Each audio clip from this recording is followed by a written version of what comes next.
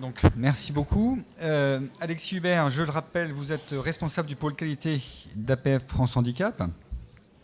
Donc là, on va revenir effectivement sur la ligne directrice en fait d'une association sur le traitement des situations préoccupantes, le cadre légal dans lequel elle doit inscrire son action, puis la question des responsabilités des professionnels. Donc là, on est bien au niveau du temps. Donc en fait, on aura la possibilité ensuite d'avoir une séance de questions-réponses juste après l'intervention de M. Hubert. Alors, rebonjour à... C'est bon, ça marche. Rebonjour à tous. 2 ou 3 éléments de réaction. Alors, j'ai un petit support... Ah oui, c'est vrai. Voilà. Ça fonctionne si je me mets bien comme ça, voilà. 2 ou 3 éléments de réaction. On ne s'est pas coordonné... Alors, celui-là marche peut-être mieux. Il faut être en face. Est-ce que c'est mieux ? Voilà.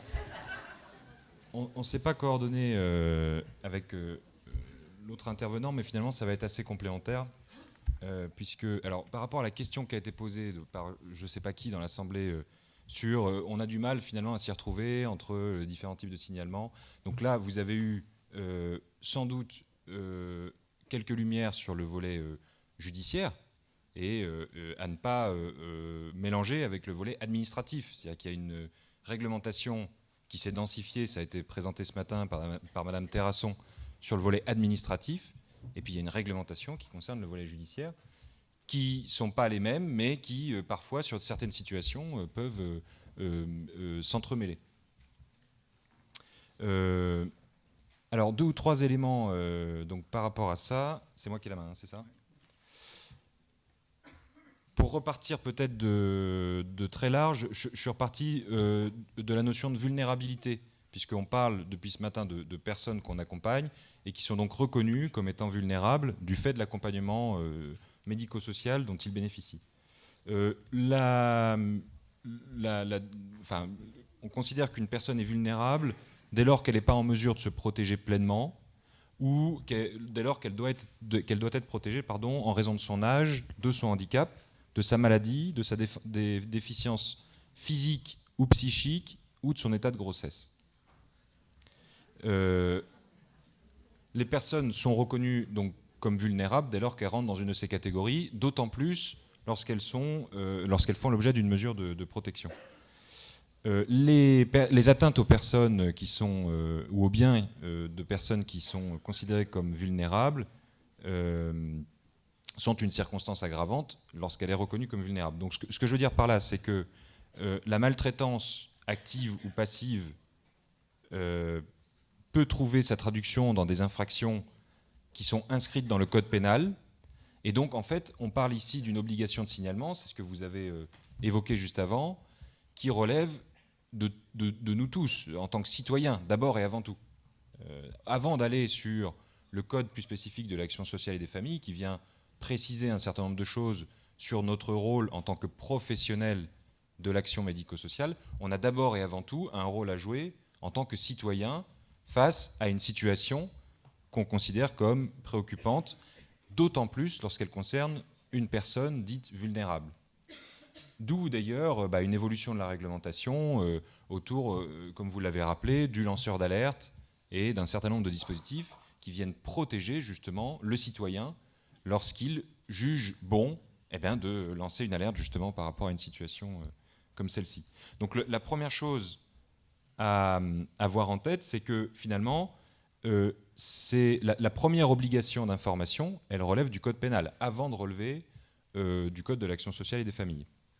On retrouve d'ailleurs un article que vous n'avez pas cité, donc je me permets de le faire, qui dit ceci: le fait pour quiconque ayant eu connaissance de privation, de mauvais traitements ou d'atteintes sexuelles infligées à un mineur de 15 ans ou à une personne qui n'est pas en mesure de se protéger en raison de son âge, de son infirmité, d'une maladie, d'une déficience physique ou psychique, d'un état de grossesse, donc on retrouve la définition de la vulnérabilité, de ne pas en informer les autorités judiciaires ou administratives, est puni de 3 ans d'emprisonnement et de 45 000 € d'amende. C'est l'article 434-3 du Code pénal.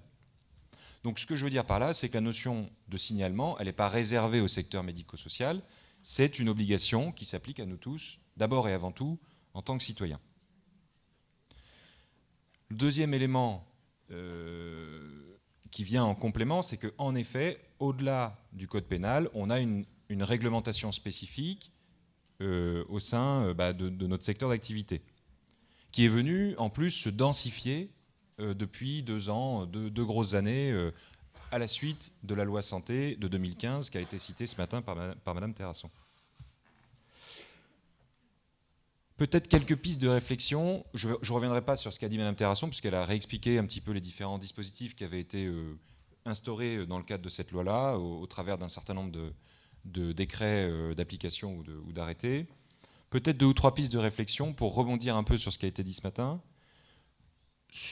À destination du législateur, et donc là je ne m'adresse pas à vous, mais plus à destination de nos tutelles, entre guillemets.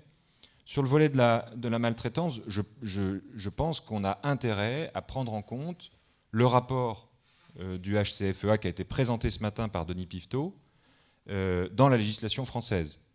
En effet, en articulation avec des dispositifs déjà existants, on s'aperçoit quand même qu'actuellement, on n'a pas de définition de la maltraitance dans le cadre réglementaire et juridique français. Donc ça, c'est un premier élément où je pense qu'on a aujourd'hui eu un travail qui était particulièrement intéressant, qui nous a été présenté ce matin, et on aurait intérêt, je pense, à l'introduire dans notre législation française. Le deuxième, plus spécifique sur le volet du signalement des événements indésirables graves, il y a eu donc, il y a 2 ans, un certain nombre de dispositifs qui sont venus densifier nos obligations en la matière, et je pense qu'on aurait intérêt à réfléchir à une simplification de cette réglementation et à une homogénéisation entre le Code de l'action sociale et des familles et le Code de la santé publique. Finalement, Madame Terrasson, ce matin, ça n'a pas été facile pour elle de décortiquer l'ensemble et de définir l'ensemble de nos obligations en matière d'information et de signalement. Pourquoi ? Parce que la législation actuellement, elle est compliquée. Si vous y avez mis un petit peu le nez, voilà, il y a un certain nombre de choses qui existent du côté du Code de l'action sociale et des familles, du côté du Code de la santé publique. Pour certaines, côté Code de la santé publique, qui impliquent des obligations pour les gestionnaires d'établissements médico-sociaux. Et tout ça, c'est pas forcément simple à détricoter. Voilà. Ça, c'était un premier élément de réflexion. La deuxième, du coup, plus à destination des professionnels du secteur médico-social.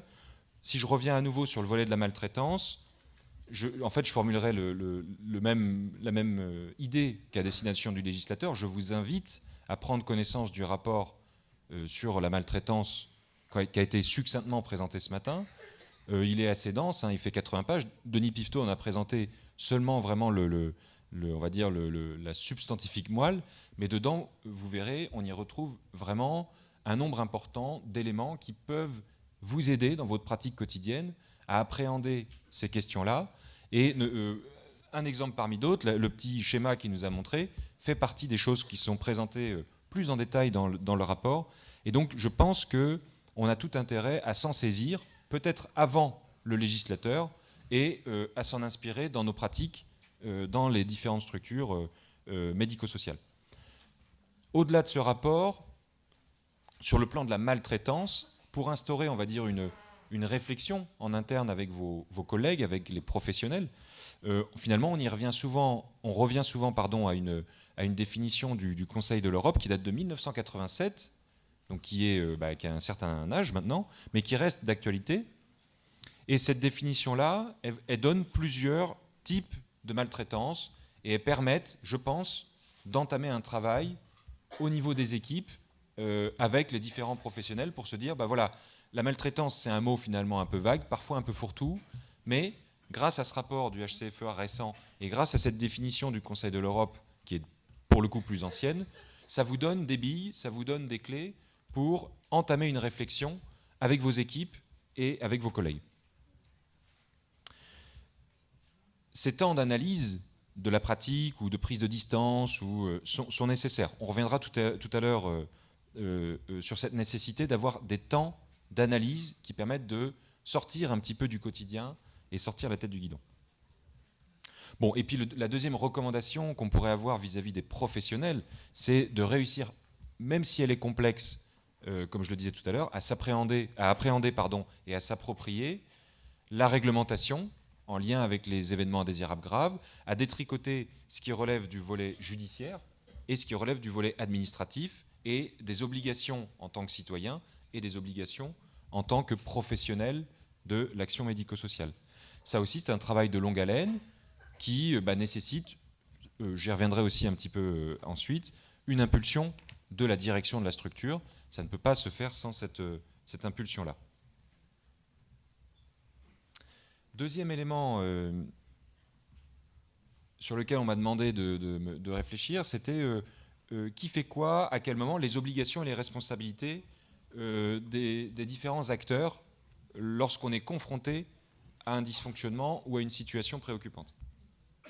Alors pour moi, le premier acteur, je viens de le dire, c'est le directeur ou la directrice, qui est évidemment la clé de voûte un petit peu quand même de, en même temps, le dispositif de prévention de ces situations et en même temps des mesures à prendre immédiates et à plus long terme toujours de ces situations-là.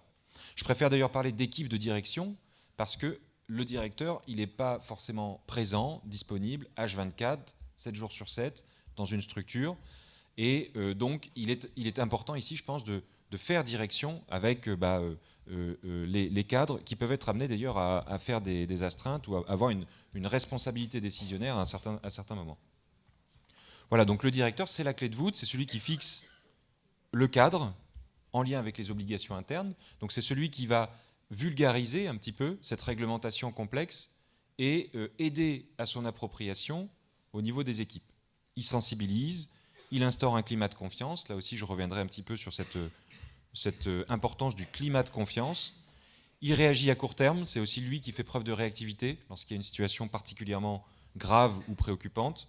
Il prend les décisions immédiates, donc il endosse une responsabilité, on l'a vu à l'instant. Il communique en continu, il a aussi un rôle de communicant qui est particulièrement important. Deuxième acteur, c'est l'organisme gestionnaire.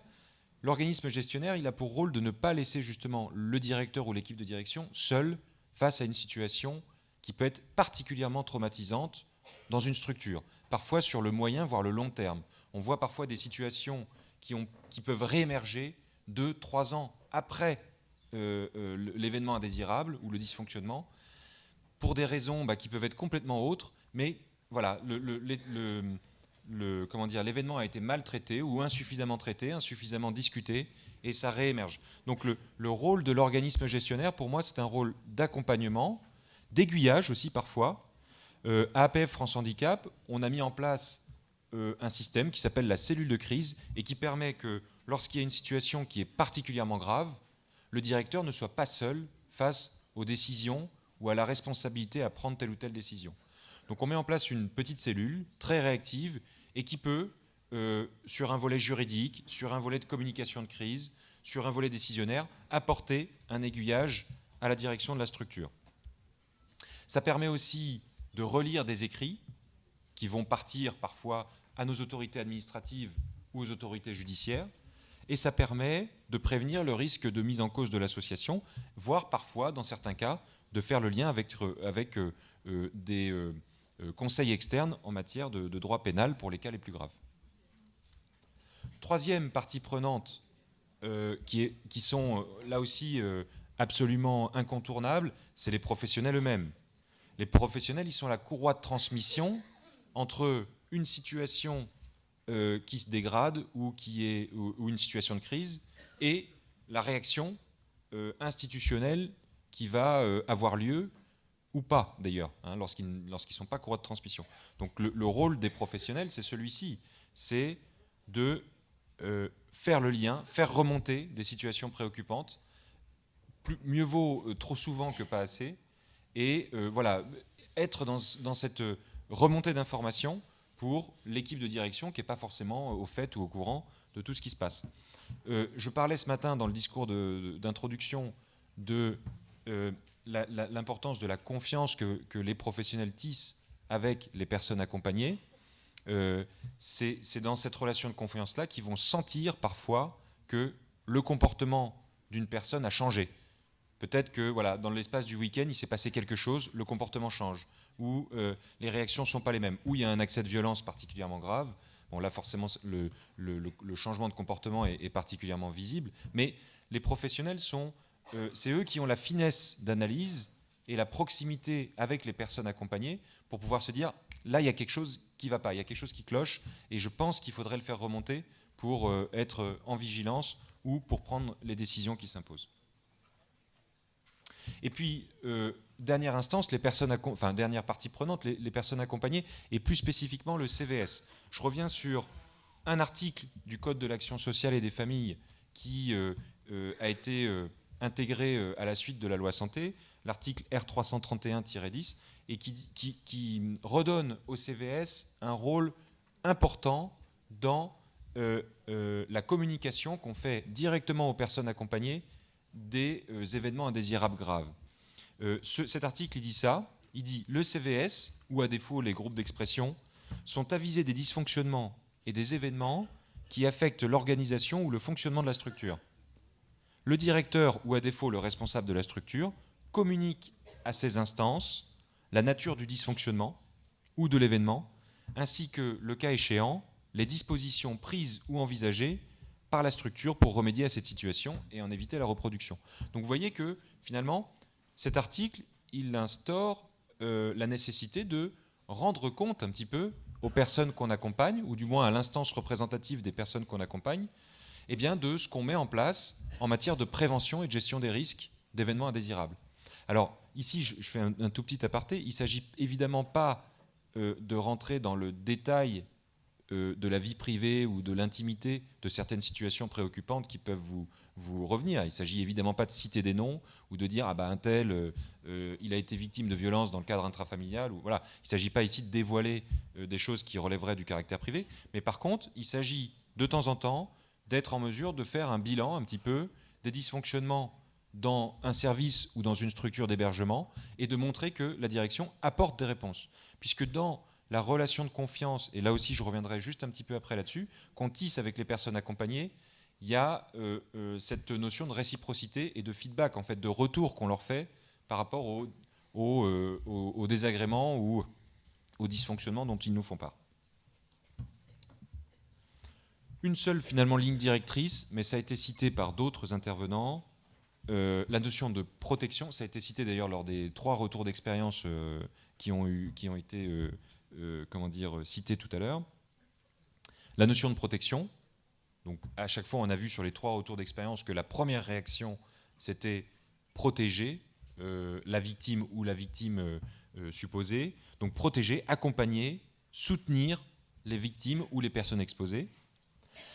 La deuxième réaction, c'est d'assurer une continuité de fonctionnement de la structure. Même lorsqu'il y a un dysfonctionnement grave, eh bien, tout ne s'arrête pas. Et donc, le rôle des professionnels et le rôle de la direction, c'est d'assurer cette continuité, protéger les autres personnes ou les personnels et qualifier l'événement pour, pour donner un niveau de gravité. On l'a évoqué ce matin, ce n'est pas forcément la tâche la plus aisée, mais il y a un moment où le directeur prend la responsabilité de se dire on est face à un événement grave et donc on va mettre en place derrière des réactions qui ne seront pas forcément les mêmes que s'il s'agit d'un événement indésirable tout court.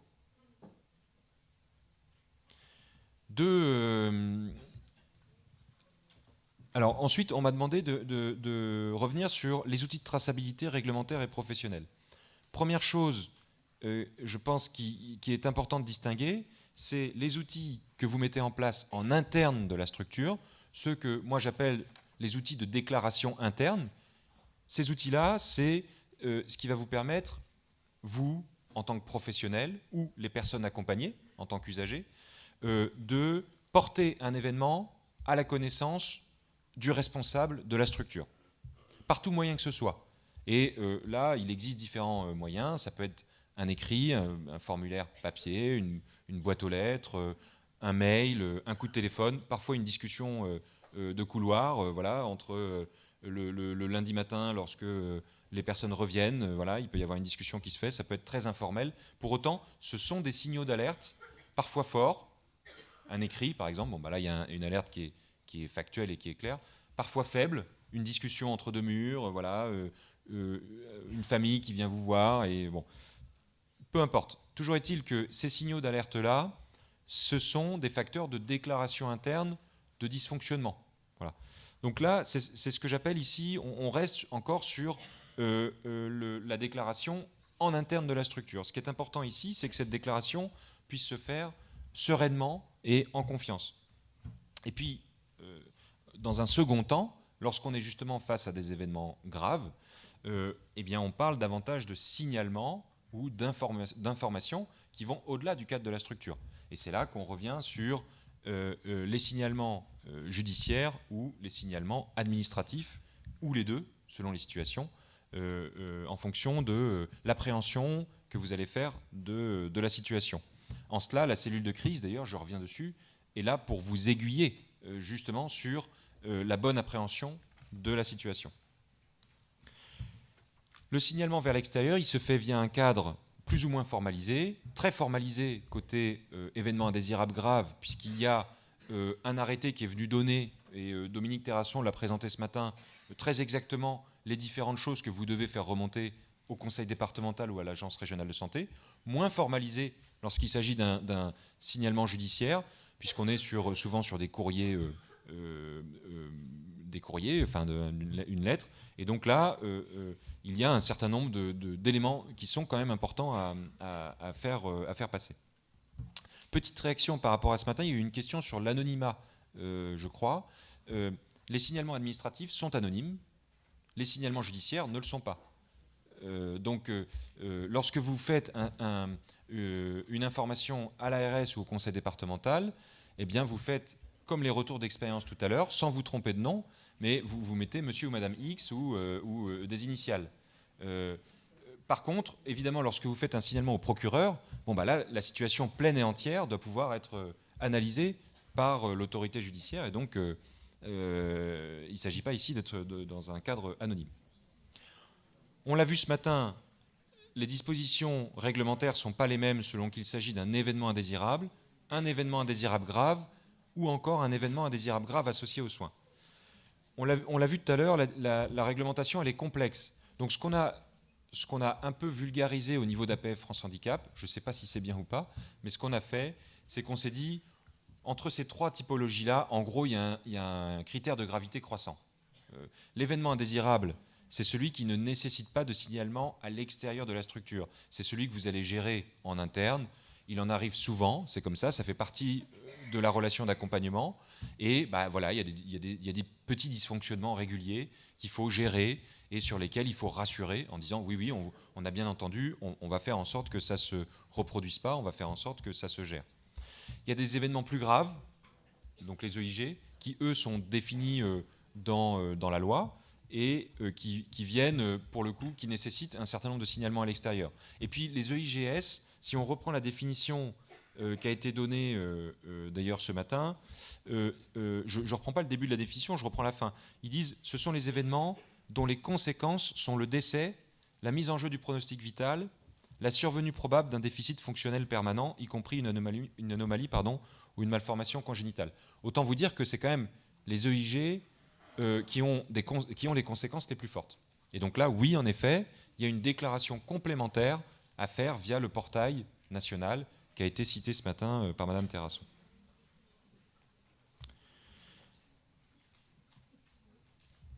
Pour finir sur ce second volet des outils de traçabilité réglementaire et professionnelle, il y a un élément qui me semble important. Pardon. Juste une dernière chose là-dessus. Vous voyez qu'on en a parlé plusieurs fois. Ici, la question de l'écrit est quand même importante. Elle n'est pas forcément simple.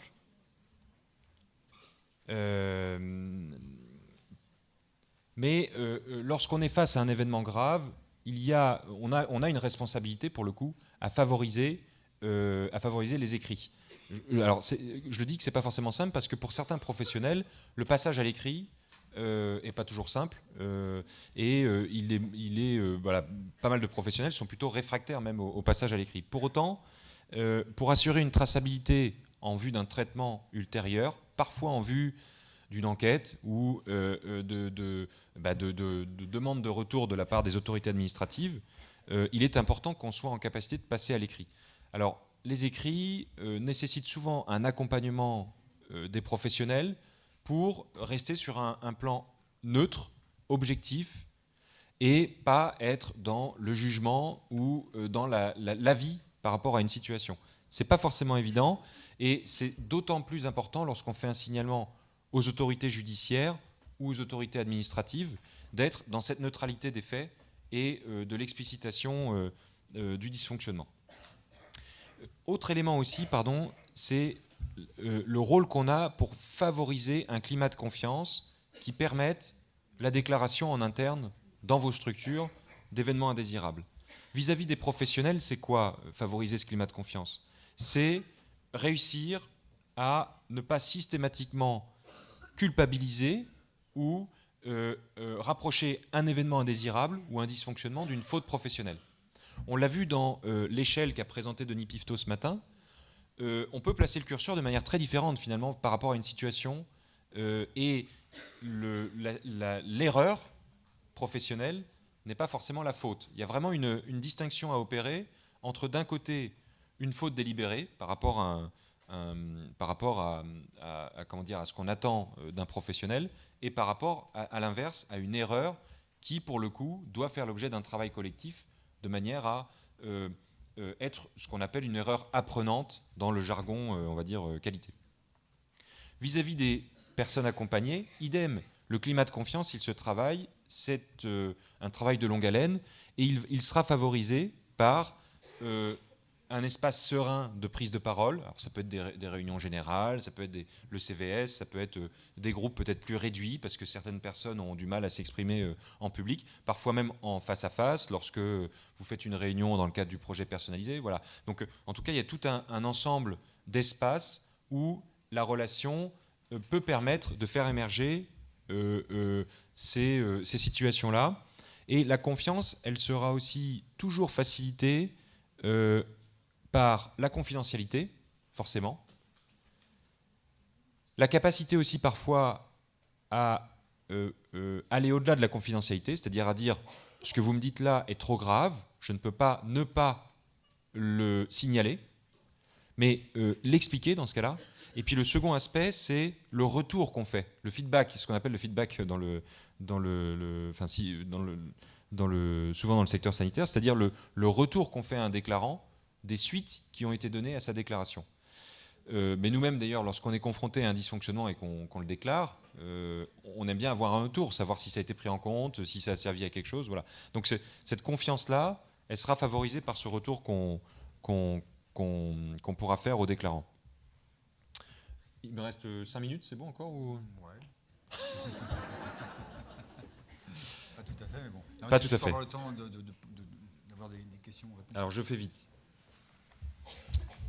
Autre élément de réflexion, on a parlé pas mal des réactions à court terme, c'est-à-dire les réactions immédiates par rapport à une situation préoccupante, signaler, protéger, voilà. C'est ce qu'on appelle, là aussi dans le jargon qualité, les actions curatives. C'est-à-dire qu'on a un bobo, on a une plaie, on va mettre un pansement. Voilà. On réagit à court terme ou on pose des points de suture. Bon. Donc on pense la plaie à court terme, ce sont les actions immédiates. Par rapport à ça, on a parlé de la cellule de crise, on a parlé des différents rôles et responsabilités de chacun. Ce qu'il ne faut pas oublier, c'est à moyen terme l'importance de revenir sur les dysfonctionnements les plus graves de manière à en faire une analyse à froid. L'analyse à chaud, elle ne sera jamais la même que l'analyse à froid. Et ce qu'on appelle ce retour d'expérience permet de mettre souvent en valeur les causes profondes d'un événement indésirable grave. Souvent, lorsqu'on est dans le jus, à chaud, il y a un événement indésirable grave, on va se dire, un tel il a chuté, c'est parce qu'il s'est pris les pieds dans le tapis. Voilà.